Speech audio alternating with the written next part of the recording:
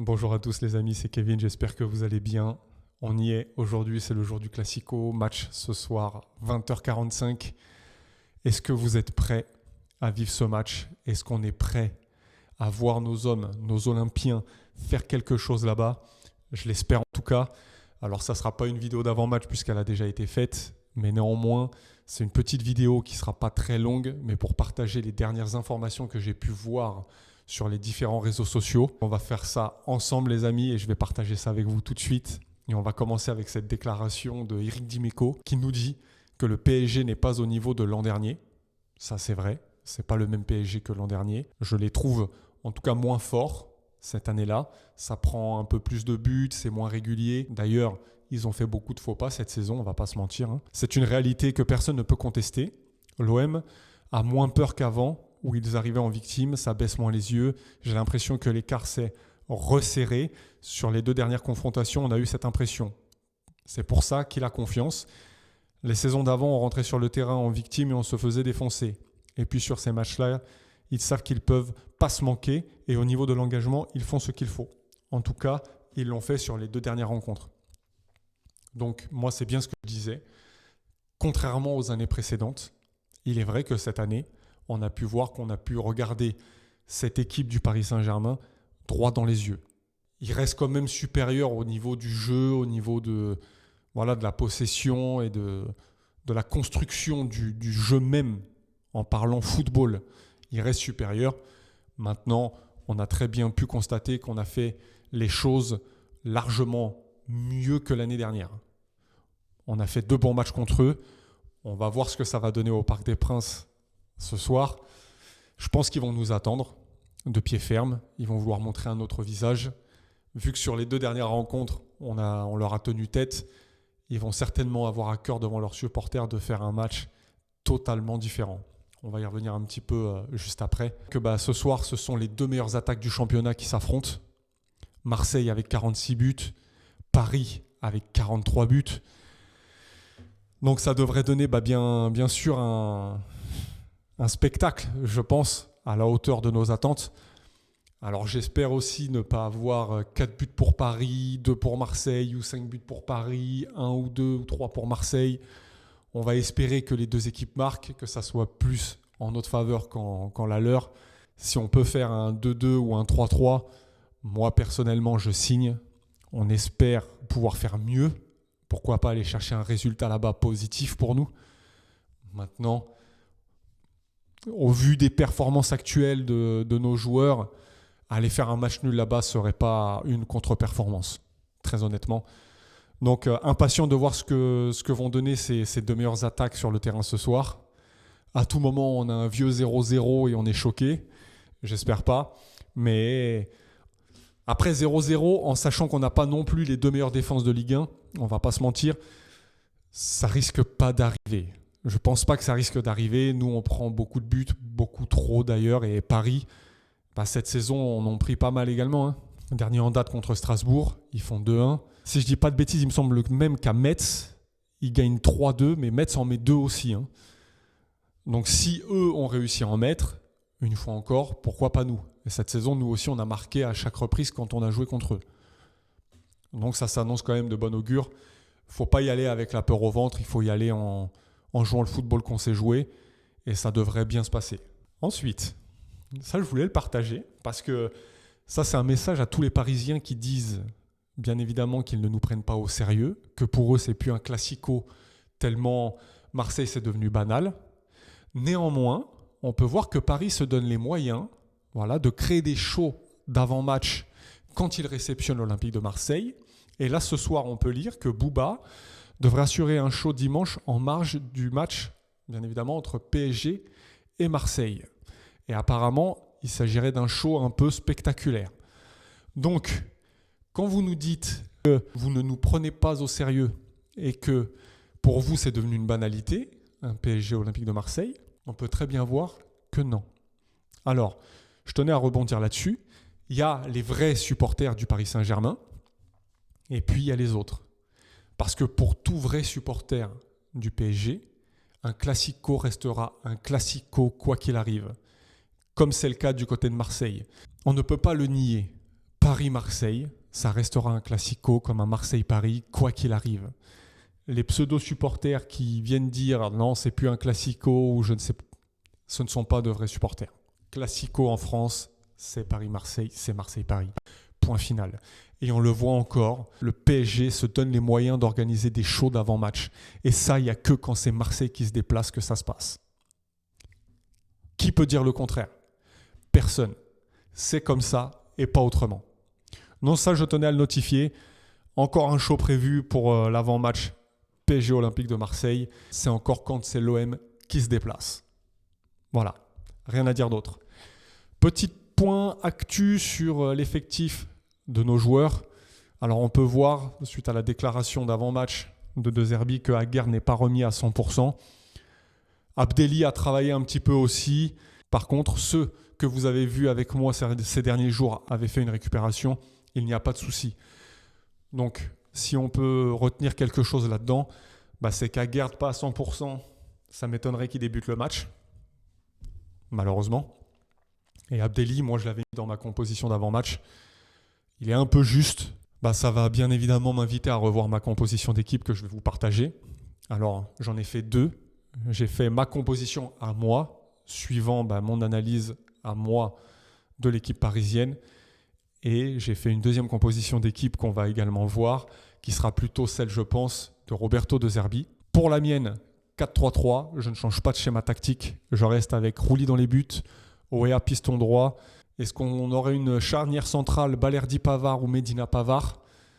Ou Balerdi-Medina ne pas changer? Je ne sais pas ce que vous en pensez. J'hésite parce que Balerdi, c'est vrai que c'est un joueur, c'est un guerrier. Dans les duels, il répond présent.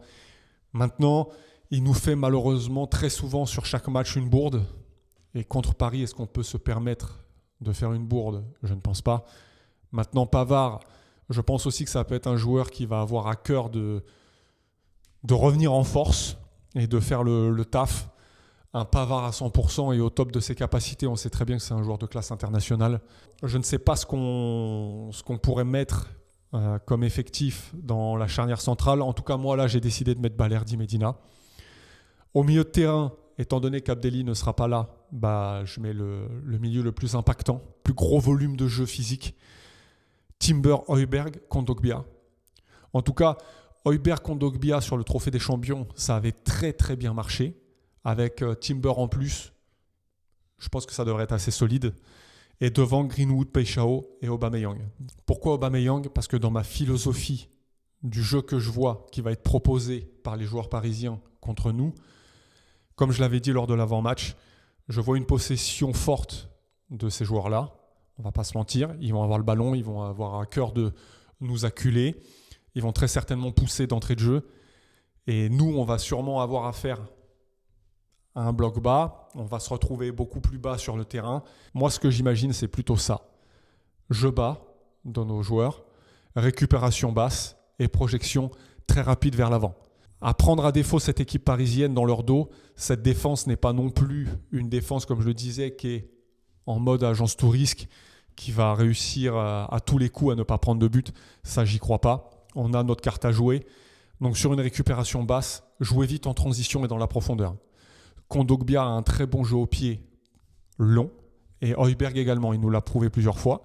Et c'est pourquoi j'alignerai ces 3 joueurs devant, Greenwood, Peixao et Aubameyang. Parce que, à mon sens, ce sont les 3 joueurs qu'on a devant qui sont les plus rapides. Aubameyang et la profondeur, on sait ce que ça donne. Peixao également, très grosse pointe de vitesse. C'est pour ça que je les privilégierai. Pour cette phase de jeu où nous n'aurions pas le ballon, où on se contenterait de récupérer bas, où on pourrait se projeter vite vers l'avant. Dans cette tactique de jeu qui consisterait bien évidemment à jouer en profondeur sur la récupération du ballon qui serait assez basse. Ça, c'est mon avis. Maintenant, il y aurait la composition qu'on pourrait voir de Roberto De Zerbi en 3-4-2-1, classique. C'est ce qu'il a fait sur les derniers matchs. Avec en charnière centrale, là pareil. Moi, j'ai décidé de mettre cette charnière-là. Maintenant, à vous de me dire ce que vous en pensez. Moi, je mettrais toujours Rouli dans les buts. Dans l'axe, Balerdi, Medina, avec le rôle d'Emerson qui serait également d'aller épauler Peixao en tant que piston gauche. Timothy Weah, piston droit. Dans l'axe, Timber, Højbjerg. Et devant, une animation avec Nwaneri, Greenwood et Aubameyang. Toujours dans ma philosophie de jeu sur une récupération basse et un jeu en profondeur. Là où on pourrait avoir aussi une autre animation, ça serait peut-être d'avoir Emerson à la place de Peixao en piston gauche et Peixao à la place de Nwaneri et bien évidemment inverser Peixao et Greenwood. Peixao plus sur le couloir gauche et Greenwood sur le couloir droit. Maintenant, moi je pense que c'est comme ça que Roberto De Zerbi va présenter les choses ce soir. Je me méfierais parce que, comme je le disais, on va voir un autre visage du Paris Saint-Germain. Aussitôt qu'ils vont être face au jeu, c'est dangereux tout de suite. Rappelez-vous, je le disais, trophée des champions, dernière minute, Aubameyang perd le ballon. Tout de suite, c'est Pacho qui relance sur Vitinha. Vitinha se retourne, il a le jeu devant lui et il nous fait une ouverture sur... alors je ne sais plus qui c'était à Paris. Il me semble que c'est Bacola, si je ne dis pas de bêtises. Ouverture sur Bacola qui va remiser de la tête sur Gonzalo Ramos et but. Donc on voit tout de suite que lorsqu'on laisse le milieu de terrain parisien jouer, c'est pas bon. C'est pourquoi au milieu de terrain, je mettrais 3 joueurs et non un milieu, je ne sais même pas si on peut appeler ça un milieu de 4 joueurs. Les 2 qui sont sur les côtés qui servent de piston n'ont pas réellement un rôle au cœur du milieu de terrain. Je pense que c'est ce qui va nous être proposé. Bon, voilà ce qu'il en est pour les compositions d'équipe probables, en tout cas que moi je mettrai en place et que je pense que De Zerbi mettra en place. Maintenant, on va faire un petit point aussi sur les résultats qui ont eu lieu hier, les amis. On peut voir, donc comme je l'avais dit en avant-match, sans surprise, Lens a battu Rennes 3-1 et Lyon est allé s'imposer à Nantes 1-0 alors qu'ils étaient réduits à 10. On peut voir que Lens aussi. Qu'est-ce que vous voulez que je vous dise ? Nous, à 10 contre 11, on n'est pas capable de gagner des matchs. Eux, à 10 contre 11, ils vont les gagner. On se rappelle également du match contre Rennes à l'aller où on perd 1-0 en jouant, nous, cette fois-ci, à 11 contre 10 pendant plus d'1 heure de jeu. Voilà, il n'y a pas de secret. Lens va gagner. Lyon gagne à l'extérieur. Conséquence au classement, on va le voir tout de suite. Et actuellement, on est 4e avec 39 points. Lyon est 3e avec 42 points. Le PSG à 2e avec 48 et Lens premier avec 49.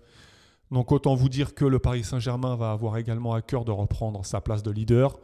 Nous, il nous faudra aussi avoir le cœur et les tripes d'aller chercher cette place de 3e qui nous appartenait jusqu'à hier et qui aujourd'hui ne nous appartient plus. Qu'est-ce que vous voulez ? Heureusement, Lille s'est fait accrocher à Metz et a fait 0-0. Donc on peut voir que derrière, on a la chance que ça ne suive pas encore trop et qu'on ait 6 points d'avance sur Lille et 7, même 8 sur Rennes. Maintenant, attention au faux pas. Un match nul nous permettrait de rester à 2 points de Lyon. Une victoire, de repasser 3e. Et puis, pourquoi pas, même si je l'ai déjà dit, je n'y crois pas trop, on serait plus qu'à 6 points de Paris et 7 de Lens. Ça reste quand même un gros écart. Mais ça nous permettrait également, surtout, moi c'est ça que je vois surtout derrière et pas trop devant. Ça nous permettrait de mettre Lille à 9 points et Rennes à 11 points. Et ça, c'est pas rien quand on voit le classement et qu'on voit très bien à quel point les places qualificatives pour l'Europe coûtent cher. Avoir une telle avance sur des concurrents directs, je signe mais tous les jours et je pense que tous les supporters marseillais signent aussi. En tout cas, voilà ce qu'il en est du classement. La vidéo va s'arrêter là. J'espère qu'elle vous aura plu. N'hésitez pas à liker, commenter et à vous abonner. On se retrouvera peut-être ce soir pour le débrief à chaud. Tout dépendra du résultat parce que pour moi, ce match-là, c'est un match particulier. Il me tient à cœur. Donc, suivant mon état, on verra. Peut-être à ce soir, sinon peut-être à demain. D'ici là, portez-vous bien et surtout, allez l'OM.